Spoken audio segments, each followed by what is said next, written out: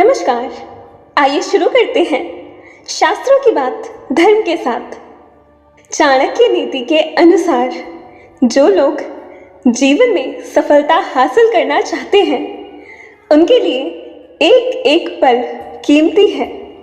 इसलिए दिन को सफल बनाना है तो चाणक्य की इन बातों को जान लें। चाणक्य नीति कहती है कि व्यक्ति को समय व्यर्थ नहीं करना चाहिए। जो लोग जीवन में समय की अहमियत नहीं जानते हैं वे कभी अपने लक्ष्य को प्राप्त नहीं कर पाते। इसलिए जीवन में सफलता हासिल करनी है तो आचार्य चाणक्य की इन बातों को जान लीजिए। तो स्टार्ट करते हैं विद पॉइंट नंबर 1, सुबह जल्दी उठें। चाणक्य नीति कहती है कि देर तक सोना सेहत के लिए अच्छा नहीं है। सूरज निकलने से पहले जो लोग बिस्तर का त्याग कर देते हैं वे दिन भर के कार्यों को आसानी से पूरा कर लेते हैं। सुबह जल्द उठने से आलस पास नहीं आता है। आचार्य चाणक्य के अनुसार जल्द सोना और जल्द जागना मनुष्य के लिए हितकारी है। पॉइंट नंबर 2, पौष्टिक आहार ग्रहण करना। चाणक्य नीति कहती है कि व्यक्ति को अपने स्वास्थ्य के प्रति सदैव गंभीर रहना चाहिए।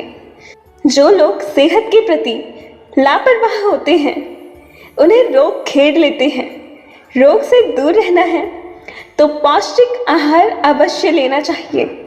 पौष्टिक आहार सेहत को ठीक रखते हैं और रोगों से लड़ने की शक्ति प्रदान करते हैं। पौष्टिक आहार लेने से ऊर्जा बनी रहती है जो पूरे दिन के कार्यों को करने के लिए आवश्यक है। पॉइंट नंबर 3, वाणी की मधुरता। चाणक्य नीति कहती है कि जिस व्यक्ति की वाणी मधुर होती है वो जल्द सफलता प्राप्त करता है। मधुर वाणी सभी को प्रिय है। मधुर वाणी बोलकर व्यक्ति बड़े से बड़ा कार्य भी बहुत आसानी से करा लेता है।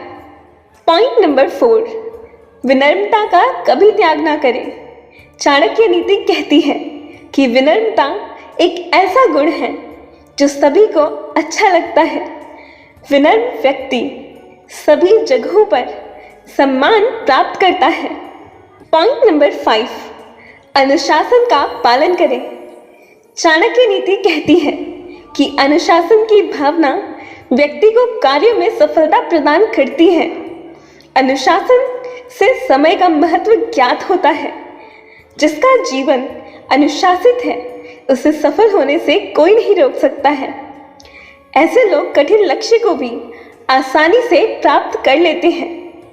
मेंढक की ये कहानी आपने बहुत सुनी होगी। एक तालाब के अंदर बहुत सारे मेंढक रहा करते थे और तालाब के बीच में एक टापू भी था जिसके इर्द गिर्द मेंढक खेलने के लिए अक्सर आया करते थे। एक दिन सभी मेंढकों ने सोचा कि क्यों ना प्रतियोगिता का आयोजन किया जाए और प्रतियोगिता ये होगी, इस टापू के शीर्ष पर जो मेंढक पहुंच जाएगा वही विजेता माना जाएगा। अब उनकी प्रतियोगिता शुरू हुई। सारे मेंढक प्रयास करने लगे। कोई गिर रहा था तो कोई ऊपर चढ़ रहा था। काफी समय तक ये खेल चलता रहा। अब कुछ मेंढकों ने हार मान ली और पंचायत वाली मुद्रा में बैठ गए ताकि बाकी के मेंढकों को ज्ञान दिया जा सके। जो मेंढक चढ़ने की कोशिश कर रहे थे वे उनको बोलने लगे, रहने दो, नहीं हो पाएगा, बहुत मुश्किल है। कितने सारे मेंढकों ने हार स्वीकार कर ली है। इस तरह की नकारात्मक बातें मेंढक बोल रहे थे।